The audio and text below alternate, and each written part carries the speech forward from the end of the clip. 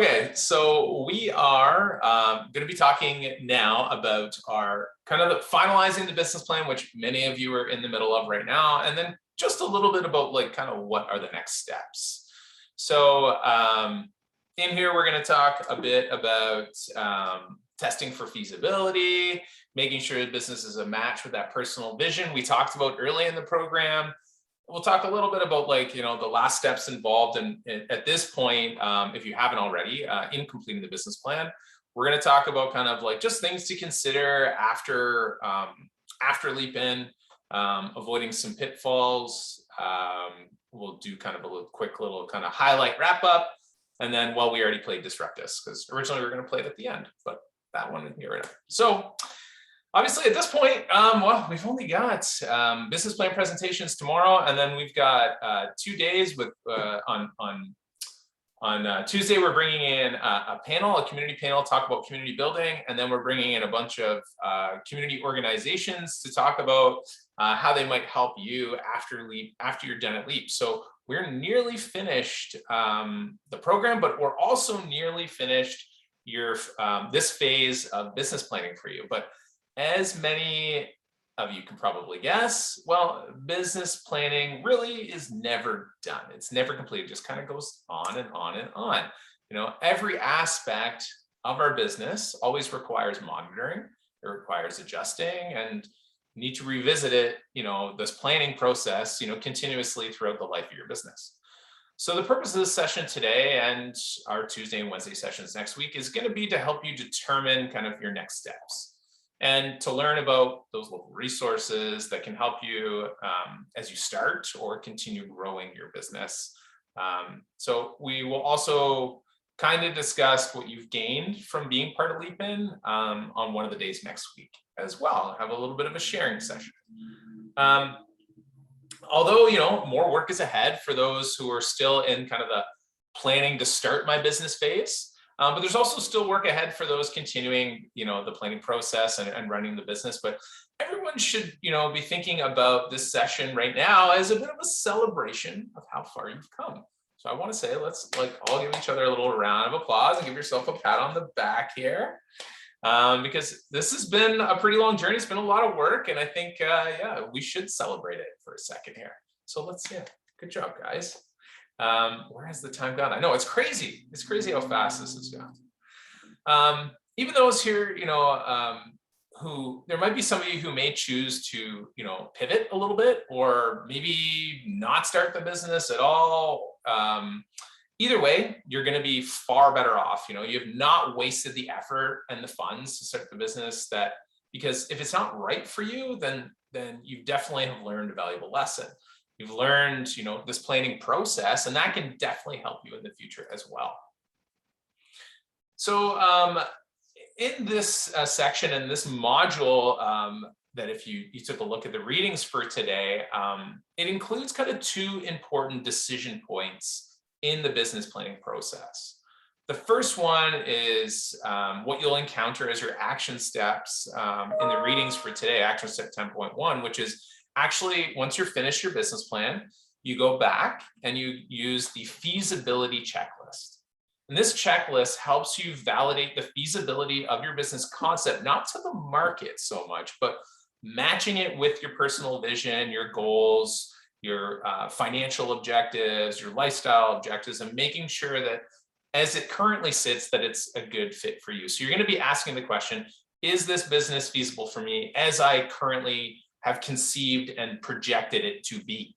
So that is one of the big important decision points as you finish the business planning process. The other one that you'll make is about whether to actually start the business, pivot the business, or pursue another idea altogether. So whether or not you choose to pursue the business as you projected it in these past few weeks, you still will be asked to kind of present your results of your business planning experience in your business plan presentation and in the plan itself. Okay. So let's first look at a bit of the testing for feasibility. So the first major decision point of module 10 is to test that overall concept for feasibility. So action step 10.1 You're going to go through, it's going to look really familiar. We did this in our early action steps. And you've already been testing for feasibility and evaluating and reworking your business growth program. So this should, be too hard to actually go through. And as I said, you've already kind of done this before, but we're going to do it one last time using all the knowledge and all the information that you've kind of gleaned throughout the program. So this checklist helps you identify the major criteria that can make or break your business. And by evaluating your planned business against these criteria, you can ensure that your business plan creates the best chances of your company's success. Before starting or moving forward in any business, though, we need to think about the strength of your product or service, the potential of the market, and the profitability of the venture. And that's what the feasibility checklist does. Some weaknesses that get exposed, they might be easy to overcome, others might not be. The idea here is just kind of see where you stack up. If you cannot improve your score on the feasibility checklist on a low rated criterion, just make sure you're verifying whether this low scoring item is one that you identified as non-negotiable. If it is, then you need to make note of that. And when you need to make note of it later when you determine whether or not you're going to move forward with that issue, make a pivot, make a change. Just really helps you to kind of see where there may be some strengths and some weaknesses of what your current business is set up as. So the feasibility criteria can also be used to develop benchmarks for continued growth in in your product or service strengths, in your market position areas, as well as your financial areas. So you can use this checklist to set targets and refer to these benchmarks periodically to assess your progress. So this checklist can be used throughout the life of your business. It's not just something to do because it's in the manual.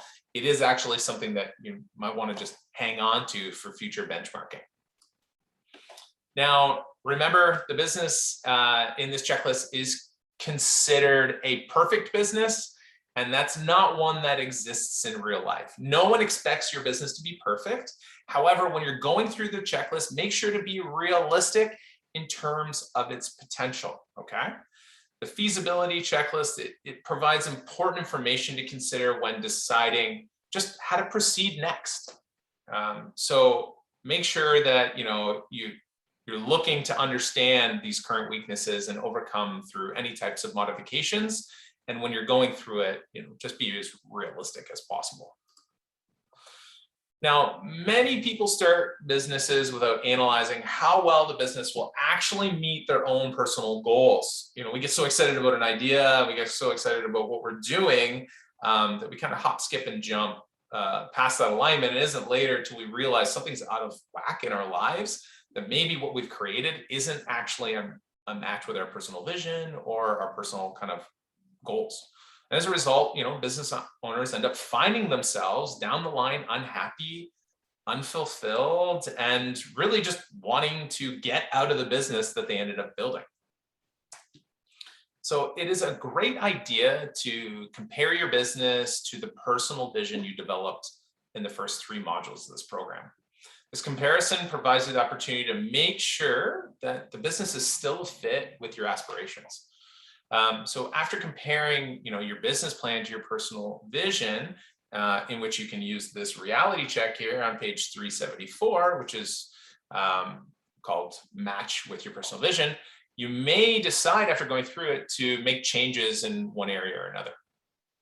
So the idea here is to, provide a match, and a right match is definitely essential for that long-term satisfaction in your company.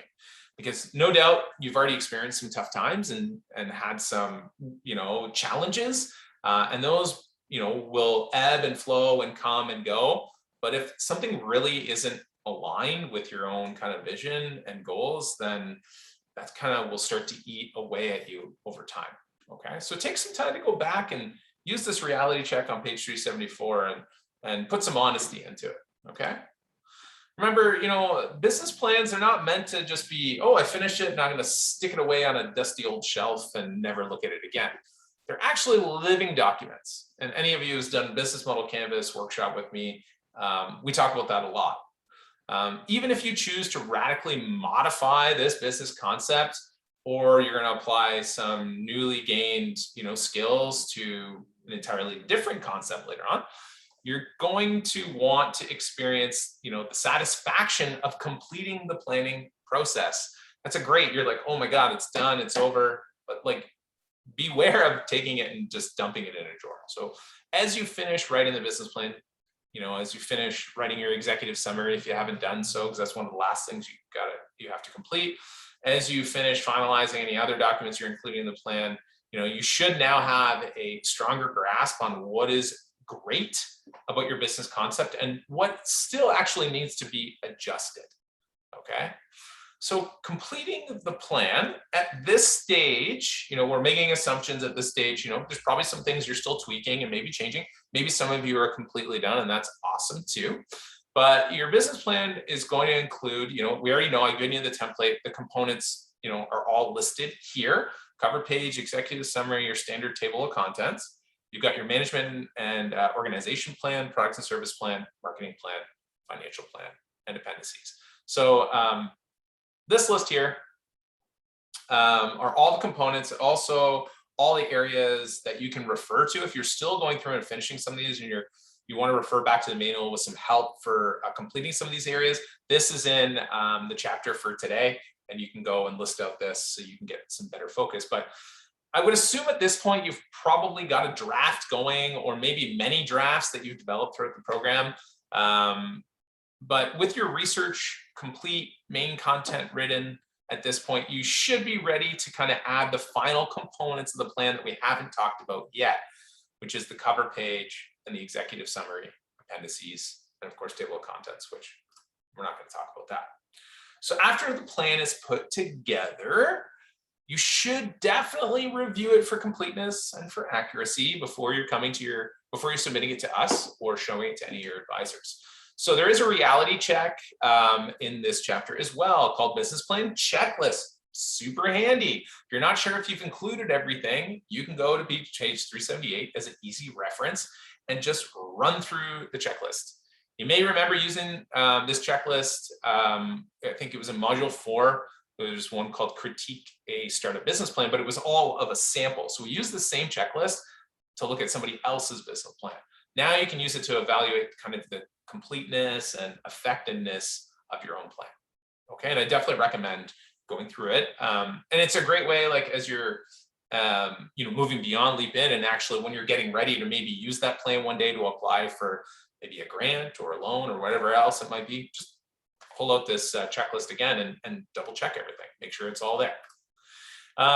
Also, if you have not or don't have a mentor or advisor yet, but if you do, this is now the time to start sharing it with people outside of us. Get it critiqued by a trusted mentor and a trusted advisor to see if they can give you a different lens. We're coming at it from the approach that we are, but it's great to maybe have a mentor or advisor that is also someone with industry experience in your actual industry. And use that to your advantage. Get them to look through it, give them some time to check it out, so they can provide you some good advice. Now, if possible, as I just said, someone familiar with your industry, very key to have review that plan. And you want to ask your reviewer to kind of check for a few essential components we have listed here. First one is product and service feasibility. If they've got experience in your industry, you want to ask them, like, what are the inherent risks that they might see in involved with your product and service plan? What expansion potential might you have that you're just not seeing? Are there any governmental regulations or any legal things that are not discussed in the plan that you should be aware of?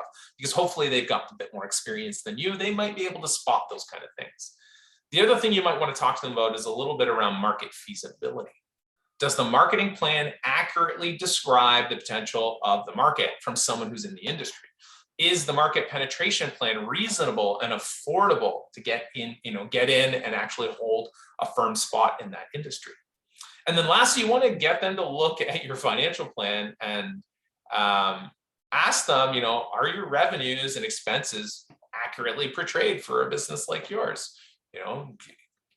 That's a good idea from someone who's had experience in your industry to give you an accurate, maybe idea from their perspective of what you can expect in your first year of business. The other thing to think about, we didn't talk about too much, is an exit strategy identified. And we didn't go over that too much, but this is something to really talk about with an industry mentor or advisor, who has possibly exited their company. You can talk about that journey, ask them what it was like and how they set themselves up to have a successful exit, or maybe a not so successful exit. So you can look at things to possibly avoid. All right. So definitely start thinking. You should be thinking now, if you don't have them, who can be your next mentor, who can be your next advisor, and how you might review the plan and what you've got going on with that. Yep. Can I jump in there real quick? Awesome. So speaking of advisors, everything that Dave has said is correct, as all things he says are. You definitely want to make sure that you're looking for an advisor in your industry and finding something. But one of the things that we do with Leap In that we'll talk to you a little bit more in our Life After Leap Day, which is actually just next week, is that we'll be putting all of your names forward into the Inspire mentorship program, which will begin in September, but your mentorship opportunities will actually begin in October. So the college's mentorship network typically is only available to graduating students, but they've made an exception and they're going to make priority matches for each of you. So if you don't have a mentor already, this is a great way for you to find one. And if you do have a mentor already, this is a great way for you to find another one, because mentorship is not a only one person thing. So we're really excited about this. It's a new way of doing it. We've never done it quite this way before, but I'll be in touch with you guys over August to kind of get all of the things that we need to get you involved in the program. That being said, obviously you want to be showing your business plan to your mentors now, because you're going to be presenting it to us quite soon. So if you have a mentor, please do, but keep that business plan handy. And that could be a great first meeting with your mentors through the Inspire program. Awesome. Thanks, Dave. That's great news. I didn't even know that. Thank you, Kelsey. Okay, so let's actually just, we're still talking about completing that business plan. So in action step 10.2, if you haven't already written it, you're having trouble with your executive summary. We're just going to chat quickly about that for a second. So if you recall at the beginning of the program, I said that the executive summary would be written last. And this is for good reason, because this area of the plan is a brief overview of the entirety of the business plan. So readers will find the answers to actually most of their questions in this summary. So as you write the executive summary, keep in mind your intended reader and the purpose of presenting the plan, because that may change for every individual you're actually sending it out to. So every time you present your plan to a new audience, you'll want to consider writing a new executive summary, okay? And that way it allows you to highlight the information and that the new audience might be most interested in, because there's going to be different reasons, right, that you're sending it. So what you want to pay attention to is the reader's needs. That way you're more likely to gain their attention. So do some research when you're sending it out. What do you think they care about most? Ask them. What do you want to see? Right? That usually gives you an idea of what you might want to include in that executive summary. So action step 10.2 is going to help you complete your executive summary if you haven't already done so. Even if you have, it's probably a good idea to go and walk yourself through the action step. Make sure that the one you've created hits all the points. Okay, so now we're going to talk a little bit about protecting yourself. Now, let's assume plan is complete and you're going to start sending it out to advisors. You're going to start sending it to mentors. Maybe you're going to send it out to some potential funders. We have to now start talking about a little bit of protection. So if you're going to distribute the business plan to different investors, lenders, and first thing to do is, when you're doing that, assign a different number to each plan on the cover page, okay? It's a good idea to do. This system allows you to track, not just track your business plans that are out for review. That's pretty easy to track, but what it does is actually discourages recipients from copying or then widely distributing your plan to others. Okay, so you might have a bang on idea that's ripe for the taking. This discourages them. They see a number like 1 of 30 or something like that. Oh, this plan's already out there. They're giving it to other people. They might be a little less likely to take it. Not saying they would, but it's just a preventative measure. So it's also on the cover page, or at least just inside the cover, to include a statement such as the contents of this plan are proprietary and confidential. It is not to be duplicated in any way. Just that's a deterrent as well. So you may want to include that in your plan. It doesn't need to be there for us for when we're reviewing it, but it just might be a good idea to include it when you're sending it out to outside individuals. So remember, if you disclose information in this plan without an NDA, also you're exposing yourself to vulnerability. You may lose the ability to protect the information, as we learned from our trademark and copywriting day. You may lose your ability to protect info, through trade secrets, patents, and any other type of legal protection if you send this out there without first having individuals signing an NDA. So please consider having recipients of copies of your plan sign an NDA in which they agree to refrain from revealing the contents to anyone else. Okay? NDAs for everybody. Just get used to that. Anytime someone's reviewing your plan, just have them quickly sign it. It can be a digital document. They're pretty easy to get developed. You have the ability to use ClauseHound, all of you, and NDA samples are on there for you. Okay. All right. Lastly, talking about the appendices. So your appendix, and no, we're not talking about the somewhat useless organ that we all have here. We are talking about the appropriate place in your business plan to put all that supporting info for, details that are discussed in the plan.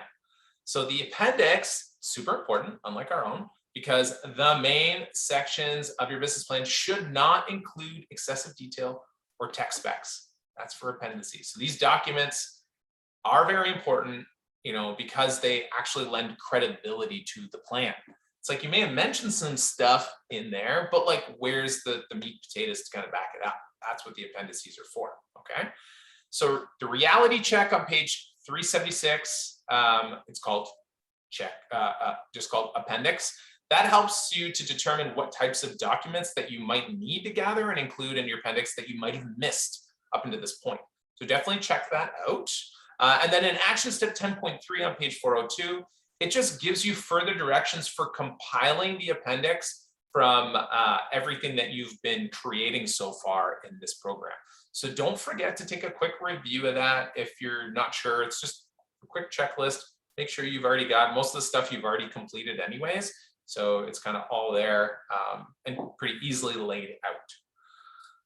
Okay, so that's kind of the end of little extras, little caveats of like stuff to complete that plan. And now we get kind of ready to submit our business plans tomorrow or next month. And it's important for us to consider, also what makes up a great business plan. The first thing is order structure. We want our business plans to be concise. We want them to be clear. We want them compelling, but we want them orderly. Because an orderly business plan will make it easy for you and also your readers to use. And that's actually crucial, especially if you want to take over the world, okay? You need your business plan to make sense and be orderly. And a logical order, which has been already presented to you, and a complete document that's critical if you're going to seek outside funding with your business plan. So, when someone's reviewing the plan, a lender, an investor, they learn more than just the details about the proposed business. They learn about you and your team who actually prepared the plan. And they do that through actually just looking at the document itself. They look for details. They pay attention to those details. They look for thoroughness. They look for professionalism in addition to a credible plan. These indicators help them assess if the person, you or your team who put the plan together, has the professionalism to manage the money that's actually going to be lended or invested, okay? So the business plan is really the lender's first indication of the kind of work that you can actually do. So don't, you may be creating more of a rough draft for us, and that's fine, but when you're sending out to a lender, make sure you've crossed your T's and dotted your I's. So a simple, well-written, grammatically correct, and properly organized plan is definitely far more likely to be well received than something that's, all sizzle and no steak. It's fancy, well illustrated, but it's got spelling errors, it's poorly organized, and it includes just unsupported assumptions. So business plans that include attractive design elements, just simpleness, and lots of white space, those actually, makes it very easy to read. I know we want to make it uniquely us, but don't make it so uniquely you that it's so busy that it takes away from what I'm trying to get done, which if I'm an investor, a lender, a banker, I'm trying to read about 30 of these today. Don't make it hard for me to get through. Okay.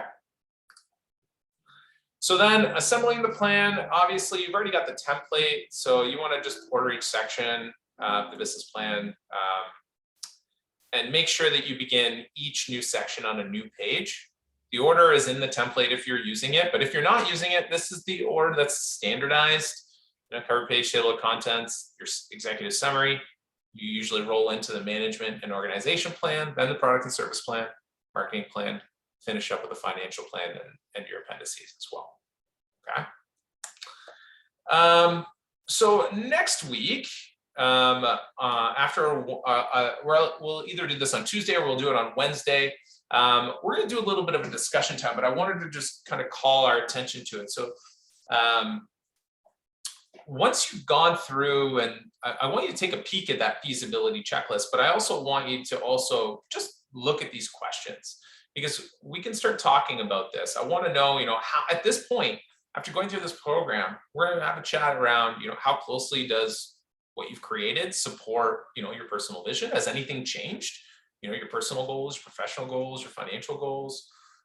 Did you notice any deal breakers? What are right now, what do you think are the current strong points in your company? What are some of the weak points you've learned about, or some of the risks? And what questions, did going through the feasibility checklist actually raise that are still unanswered and need further research? So yeah, before Wednesday next week, just take a peek at the 10.1 feasibility checklist and go through it, and then we'll just have an open discussion around some of these questions. Okay. So what are your next steps? So after completing the planning process, doing this feasibility testing, compiling the business plan, and then soon your presentation, you will have probably reached a decision point. And that decision point, what we talked about at the beginning of this presentation, is whether to start, whether to continue this business, whether to pivot it, or pursue something altogether different.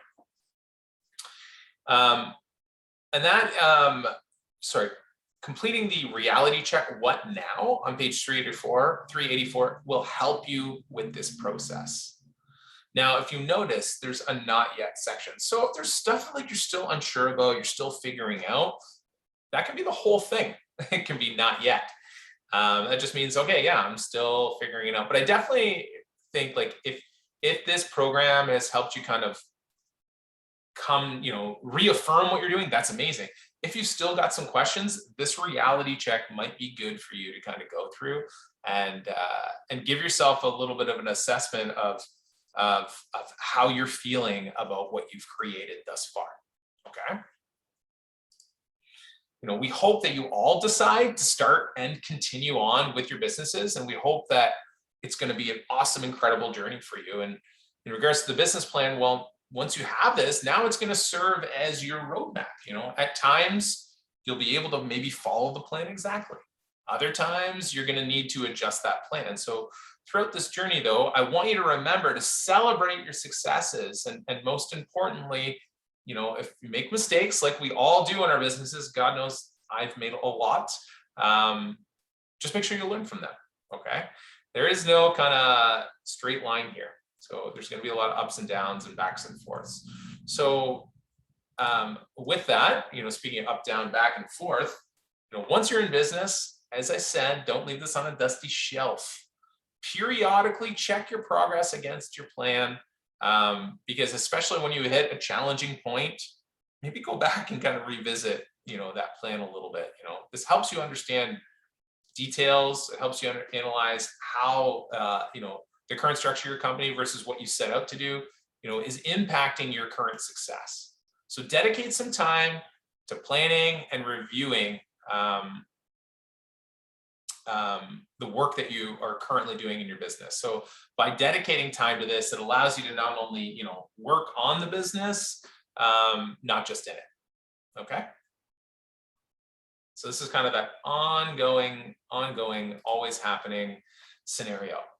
And a lot of business owners in the early days, we don't get a lot of time to go back, revisit, review, because we're just too busy building. But try to carve out some time in your busy calendars to do just that. Okay.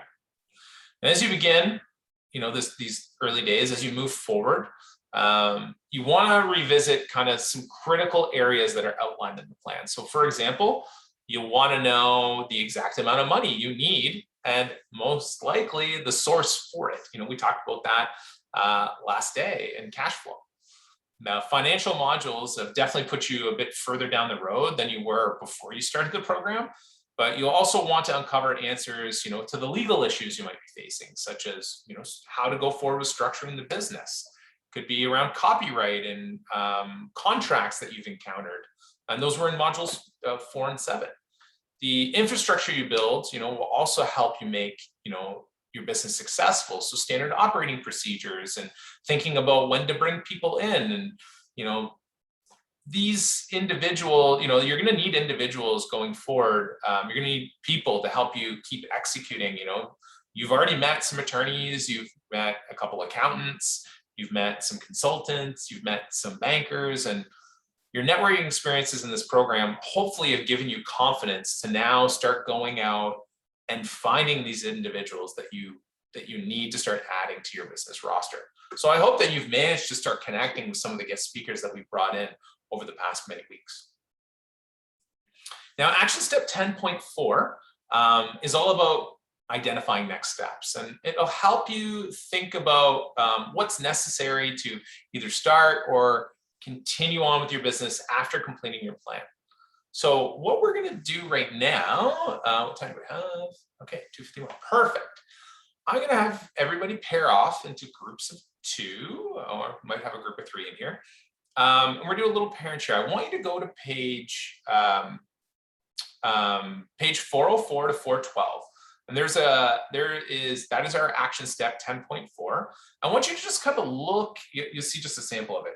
Just look at some of these things here, these action steps that you might have to start working on after you're done with Leap In. And I want you to just talk it out with each other. What's the next most important action step that you feel that you've got to get done? How are you planning to also use your business plan? You know, are you going to seek some funding? Are you going to recruit anybody into your team?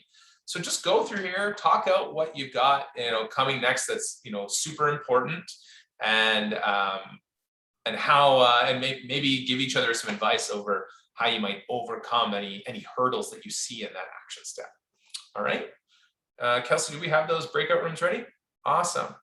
So we'll see you guys in 12 minutes. Have a good combo. Jenny and Amanda, you're getting shoved into a room, but you can just leave. I can't unadd you into there. How long do you want them in there for, Dave? Sorry, I missed that. 12 minutes. 12? Thanks. Oh, it's on the slide. Huh. Okay, bye.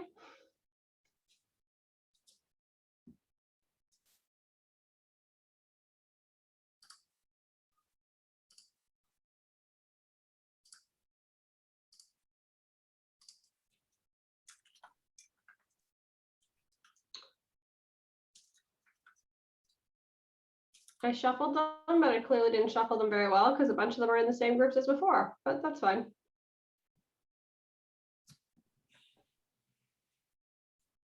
No problem.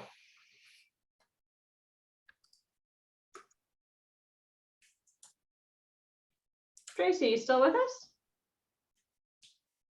You're recording still, Dave, too. Oh, thank you. Record. Okay, now it's recording.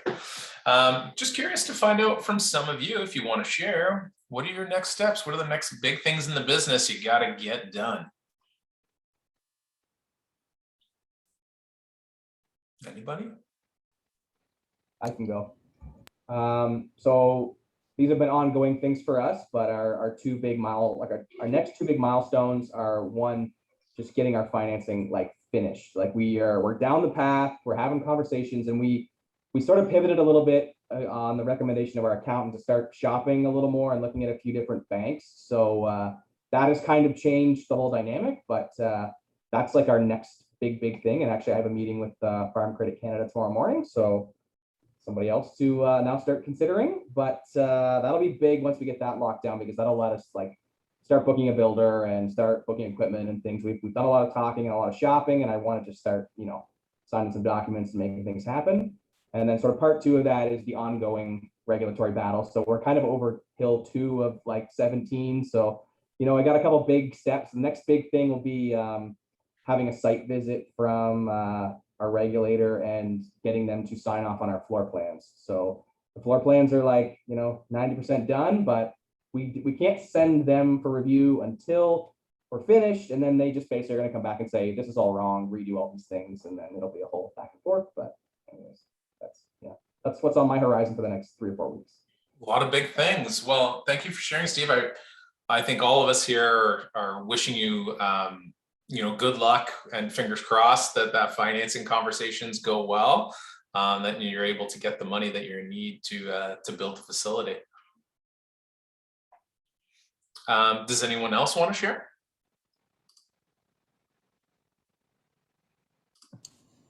Also, Go for it, Abby. one of the things that came up in our talk in our group was insurance. And for me, that's really huge. That product liability is going to be huge for me. And just making sure that I have coverage that supports me in case anything goes awry. But I'm also hoping to have, sorry, I'm getting a phone call at the same time. I'm also hoping to have products that are developed well enough that my product's liability isn't a concern. And there's an organization called Made Safe that like kind of verifies the ingredients of your products to ensure that they align with safety standards. So I wanted to have my products reviewed by them once they've been developed. Product development is also going to be really huge for me over the next probably 6 months. That's going to be a big focus, right? And that's good that your mind's already thinking there of like that potential liability.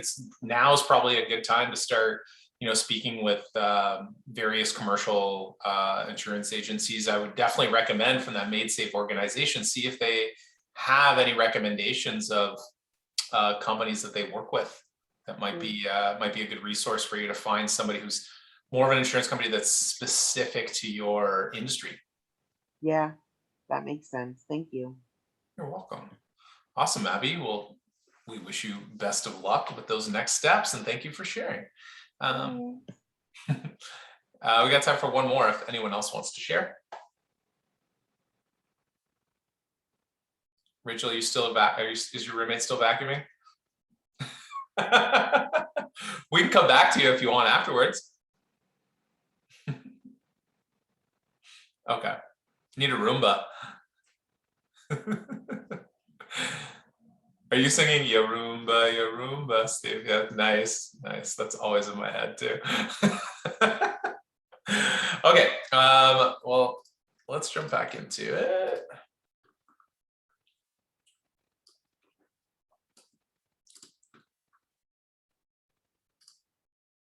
Sorry, guys. Always takes a minute to set this back up. Okay. Now we are going to jump into just a quick little discussion about kind of avoiding pitfalls as you're moving forward with the business. And this one is full of lots of GIFs, just so you know. I didn't get to use a lot of GIFs in my last few presentations, so I'm getting them all out here. So pitfall 1, running the business without a plan. So obviously one of the biggest pitfalls is exactly that, having no plan without a plan. Obviously by default, whatever happens each day becomes the plan. So businesses, I just wanted to point this out, businesses don't have a sense of direction, definitely coast. Just because you made this plan, right? You got this big, beautiful plan, you're like, fuck it, who cares? I'm just gonna keep doing what I'm doing. Well, you can coast on that, but why would you take the risk, right? following the plan you've done and created, helps decision-making, helps you stay motivated, helps with goal setting, and it certainly helps with hiring because you can get people to buy into all the stuff you've created, right? It also provides a basis for mid-course corrections. In the first couple of years of your business, there's a lot of those. So not knowing, what to expect wastes time, wastes money, wastes energy, which are all very scarce resources for new businesses. So the point is that you should not just put that plan that you've just written on the dusty shelf once your business is actually in motion. So as I said, it's the last time you'll hear me say it, business plans are living documents, and they can help you plan your course, and they should be revisited, they should be revised, and they should be reviewed as your business evolves, okay? So last time I'm saying it. Pitfall number 2, never sharing the plan, okay? This is another pitfall. It's like you create it, but you're not gonna actually implement. They kind of go hand in hand with the last one. Whether the plan is on paper or in your mind, we need to actually share it with others. So you've built this awesome thing. Now it's time to start telling others about it, get them to review it, give their take on it, not just advisors, mentors, but customers and other individuals. This is essential to get it out there to people in and out of the business, okay? Pitfall number 3 is not developing processes to standardize quality, cost, and customer service. That takes time, okay? Financials, customer satisfaction, and morale can be the strengths of your business if you take the time to develop and communicate the way these things should be done each time certain tasks arise. Now this, as I said, it takes time. Developing standardized procedures, standardized benchmarks, and things like that, they'll come. But keep a watchful eye here. You don't want to just keep letting things go and then you have to course correct 5 years down the line because now it's like, oh, we've been ignoring putting things in place, and now we're being more oh my God, not proactive. We're being more reactive rather than proactive here. Okay. SOPs. I try to drill these. A couple of my business partners in one of my companies, when I came in, they had already started the company. They've been going for about 2 years, and they had no SOPs and about 16 staff members. And I had to ram it down their throats of how important it was. And they couldn't understand why people just weren't following procedures and standards, and why wasn't customer service satisfaction at one location the same as it was at the other. And yeah, it's usually because you don't have any standards set and documented. So that's about pitfall number 4. It's about documenting. A business can be the most substantial investment that you own, right? If you don't document things like operating procedures, functions, processes, as well as keeping a track of all your marketing collateral and all kind of that extra collateral like patents and trademarks and copyrights and things like that. If you don't have any of that, you can't actually prove that this business exists, right? You need documentation of all of this because one day might come where you want to sell this company or pass it along or do something with it. If you're not documenting everything along the way, that substantial investment that you own really is worth nothing. I recently had the opportunity to buy a business from somebody, and I was considering it for a good long time. But what ultimately had me turn it down was the fact that I had asked for a lot of documentation. I wanted to do my due diligence. I wanted to, they put a value on the company. It was an arbitrary number. And I said, okay, tell me where this value is. Show me, not only in the financials, but show me all these assets, show me these things. They hadn't really documented anything in the company. There's a lot of holes missing. And ultimately I just said, you know what? I don't think the company's worth that much. If I were to buy it, this is what I'd give you based on the value you're showing me here. Because I can't see what you're saying. They had it built up in their head, and maybe it is worth that much, but if it's not documented, you're gonna have a hard time selling that story to somebody else, okay? So don't fall into that pitfall. Pitfall number 5, revenue versus investment. So your mindset and view of your business can make a big impact on how it is built and run. So if you view the business as a revenue stream, you may be driven by immediate crises and really just the next sale. So you might overlook planning, you might overlook delegating, you might overlook managing. But if you view your business as an investment, you will watch, you will research, and you will nurture in order to achieve the return that you're hoping for. So we talk, I'm sure abundance mindset is like a more, I guess, hot button issue right now. It's like as a topic, but that's what this is about. It's thinking about your business as an investment, not as just a way to make some cash. Okay.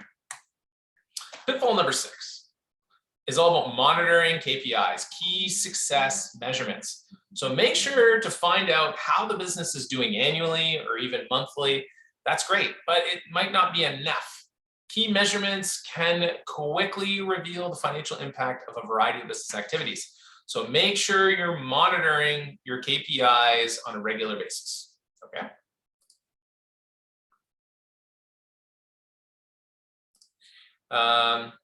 Wait, what did Rachel say here? It's better than America's Got. Oh, okay.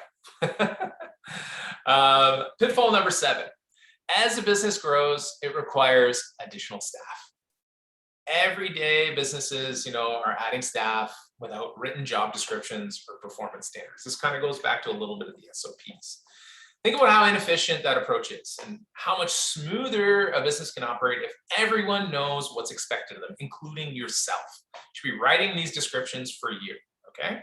You need to feel comfortable that when you're off site, when you pass something off to somebody else, that your business is going to be in good hands, it's going to be behaving as it should.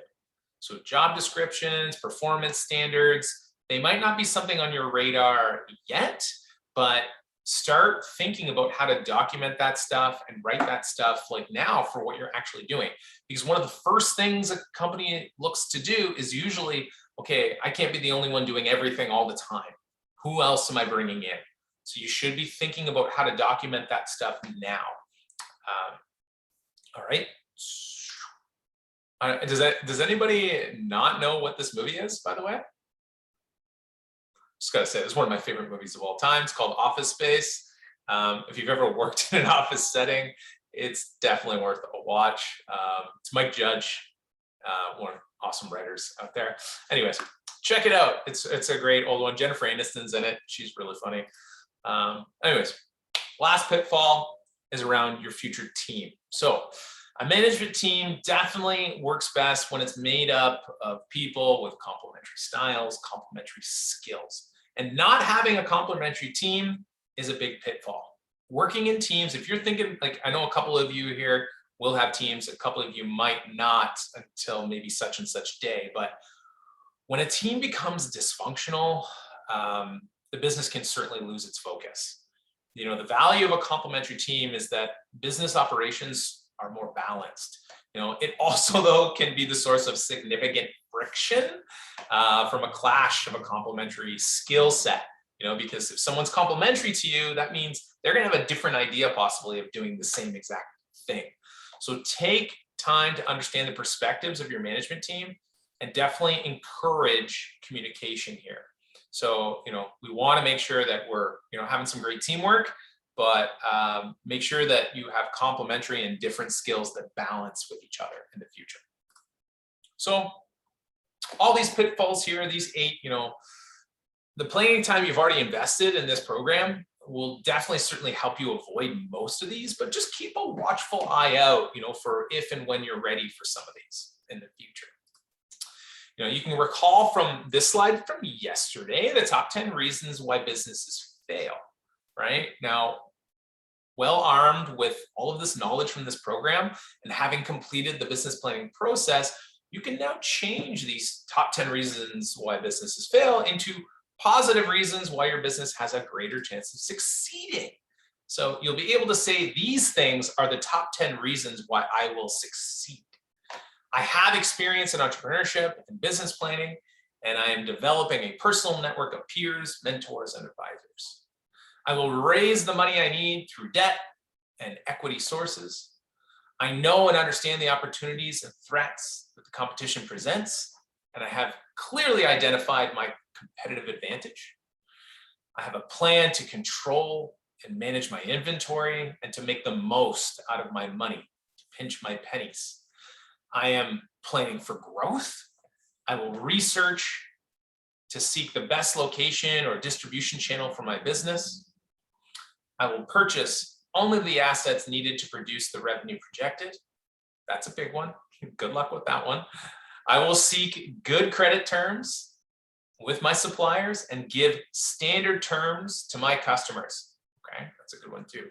I will implement my marketing plan to achieve my projected level of sales. And lastly, I will complete and implement my business plan for success. So these can be some great guiding lights. Take a screenshot. These are also in your manual for today as well, but these are some good guiding lights of things that you should be doing to help you achieve success in your business. Now, like throughout this program, we've bounced ideas off each other. We've shared our excitement as our businesses have progressed, and we've also expressed our disappointment with things that are just not working out and our different expectations. But if you take the initiative, this group here, can continue to help you by providing support and advice throughout the rest of your entrepreneurial journey. So if you haven't connected one-on-one with everybody outside of this, I definitely recommend that you make some time to do so and keep connecting with each other. Often what separates new entrepreneurs from successful ones is access to just knowledge. And you might not have that insider industry knowledge, and you might not have that industry network connection, but maybe somebody else here does, or somebody you've met through this program.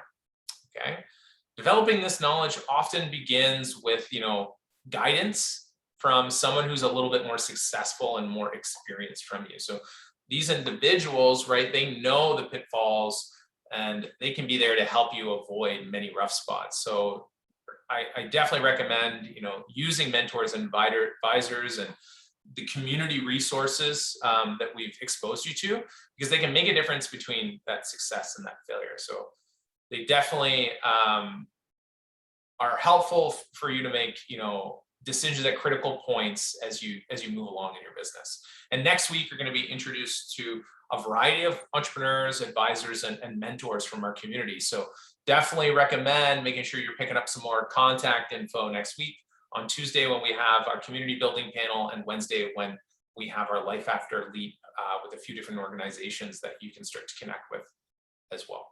Okay. Lastly, for today, let's do a quick summary of some of the key highlights that we've learned throughout this program. We've learned definitely that competitive advantage is super important and very vital for long-term sustainability. What makes you unique and how do you stand out from that competition? We learned that your role as an entrepreneur, it has to evolve as the business grows. What you're doing today is not what you're going to be doing a year from now. We learned that cash flow is paramount. Without it, the business can't survive, it can't start, it can't continue. Okay. We learned that the business is a success if it helps you not make money, but reach your personal, professional, and financial goals, whatever those might be. We learned that the planning process is a proven way to think through all the various aspects of starting your business before actually committing various financial resources. And we learned that successful entrepreneurs are those who develop products and services that actually meet a real need in the marketplace. Successful entrepreneurs are those who look for new opportunities on a continual basis. They are those who involve the right people in their business at the right time and ask for help from others individually or through community. We learned that successful entrepreneurs seek assistance from trusted advisors, mentors, and outside professionals, and that they communicate their business concepts and plans clearly and concisely to their team, to their customers, and importantly, to their funders. And we briefly touched on, that successful entrepreneurs must consider an exit strategy before they start their business, and they must set goals regularly measure the business's progress against them. That is probably the most important one of this list here, is make sure that you're setting goals and measuring those goals as you move past us and beyond us. So what are some of the next steps? Well, we just kind of talked about that in our breakout session. The next step is to do next steps. Start thinking about, what are you going to fill this leap in time with? What are those next steps? And start to develop your action plan around them.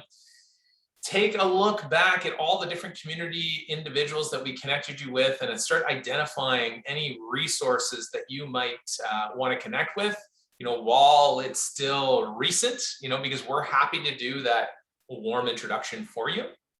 And of course, make sure that you guys are figuring out a way to stay connected to each other. I know that we didn't get to spend any time in person together, and it can make it a little bit more difficult to build one-on-one connections, but I encourage you to either keep this Discord channel going or find a place where you guys can keep the conversation open. I don't know, you might only be using Discord for this, so as soon as this program's over, you say bye-bye.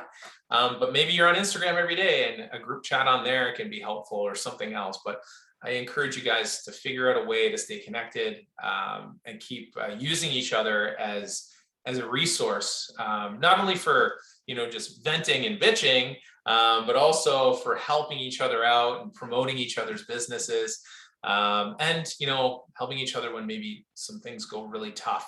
This is your support network that you spend a lot of time with, and I would hate for you to not take advantage of it. And with that, that is all I had for you guys today. And that is the last time I will be sharing my screen with you in this program. Well, other than our demo day. So I hope you've enjoyed hearing me talk so much.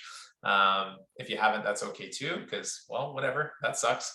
But no, honestly, it's been a lot of fun going through these workshops with you guys.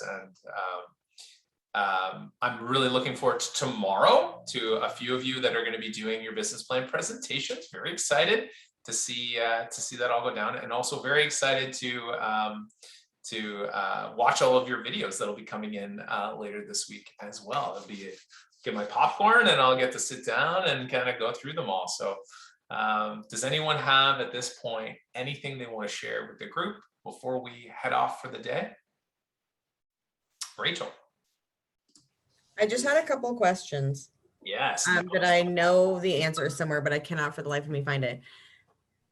One, I could have sworn there was a template for a social media calendar. Is that correct? Yeah, it's on FOL. Oh, excuse me.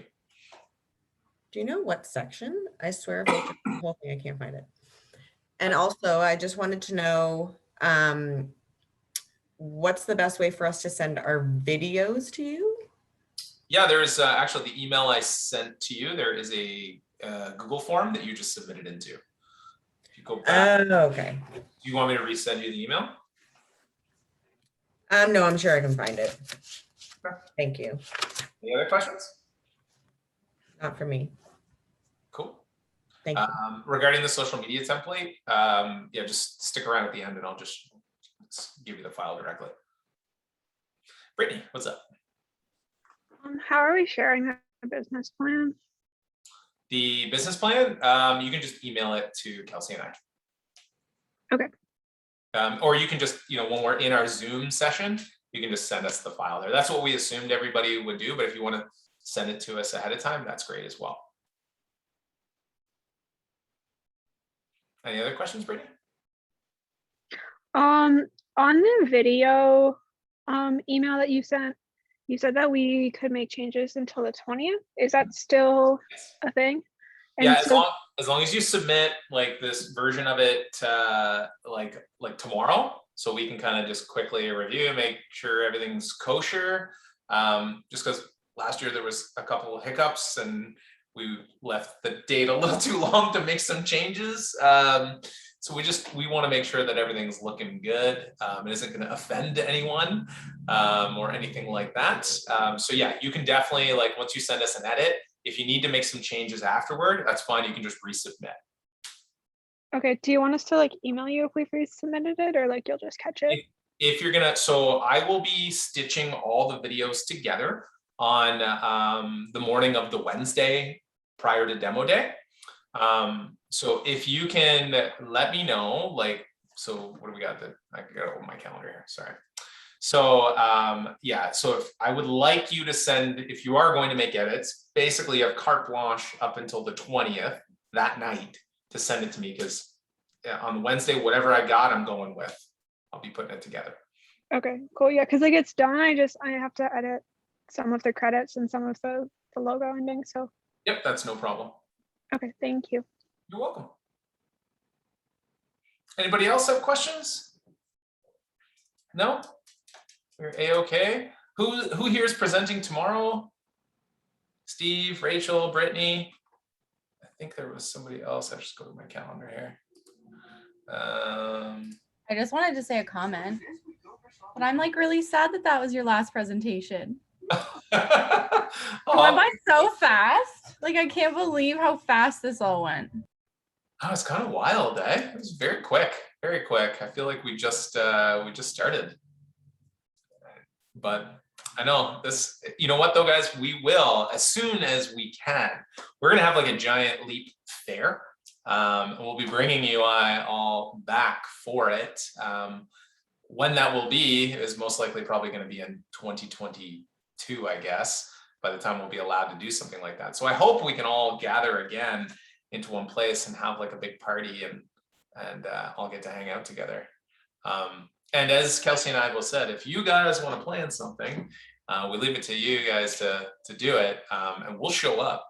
You know, I'll be there. If there's a hangout and it's outside on a Monday to Friday after 5, I can be there. But we're not, because of the restrictions we're in right now, we're not allowed to kind of plan that at the moment. Actually, I should turn the recording off for this, but I know it is sad. Is everybody else like excited that it's over?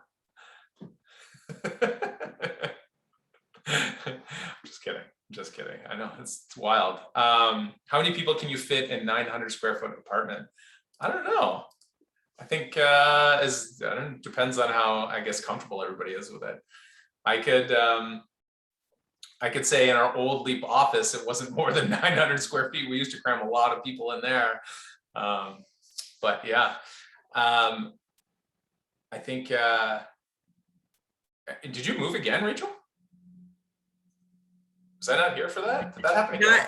Not yet, but I did sign a lease and I paid my last month's rent yesterday. So I hopefully have a place to move into September 1st or probably mid-August, because the people that are moving out bought a house, so they're leaving early August. Nice. Congratulations. Yeah. Are you staying in London? Yeah, downtown. It's going to be very interesting. Oh, downtown dweller. Yeah, it'll be the first time I've lived downtown in London, which is weird. Patios all the time. I know, it'll be good. One of my girlfriends just moved down there too, so I said we can go for walks at night with Trooper. Nobody will bother us. It'll be great. It's nice being down there because like there's lots of good people watching. That too. Places to walk. Yeah. I miss being close. Used to only be like a block. I was like right near the Labatt Stadium before. I miss being that close to downtown. It's weird to go from Mount Bridges back to downtown though. Like I feel like I'm 25 again. I don't know. It's just like my midlife crisis. Well, guys, anybody else have a comment or anything else you want to say? Anybody have questions about their presentation tomorrow? Or A-okay? Awesome. Okay. I haven't timed mine yet. Is it 10 minutes? What's that? Is it supposed to be 10 minutes? It's an hour. Stop it. Although I could probably ramble. I have 52 pages of business plan to go through. I could bore you for an hour. Okay. Yeah, 10 minutes is fine if that's where you're at. Okay. Yeah. Is that what it's supposed to be though? Again, there's an email that dictated every. Oh, man.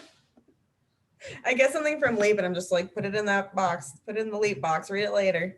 No time for anything right now. We sent that many emails? I'm just teasing. That's what I do all of Jenny's emails. They go right in the, yeah. That's okay. I dumped my inbox from you today. I bet you did. I constantly just hit I get all these resources to send you. I know I felt bad today. I wish there was a way to just combine them all and send them once a day.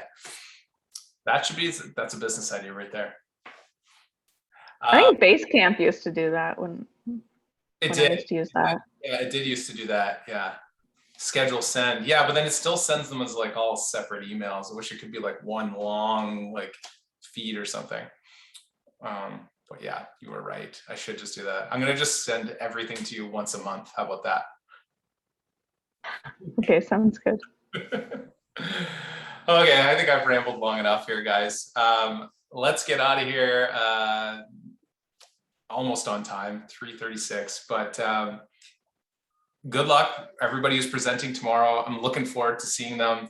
And for those of you who are not going to be there tomorrow, we will see you on Tuesday, and Jenny's going to be leading us that day. Are we starting at 1 on Tuesday, Jenny? We are. We have our first speaker scheduled to come for 1:15. So it's a Life After Leap Day. So you're learning about all of our ecosystem partners and supports to you that are available. That flip-flopped. I'm sorry. I thought that was the other day. Sorry, I apologize. Oh no, Wednesday's the community day, Okay. and then our last hour together. Gotcha. Perfect. Yeah, before demo day. So yeah. Cool. Awesome. Well, we'll see some of you tomorrow, and we'll see the rest of you then on Tuesday. Enjoy the weekend, and I hope it doesn't rain on you all, and I hope you all get to do something fun. And yeah, farewell. Rachel, stick around. She left.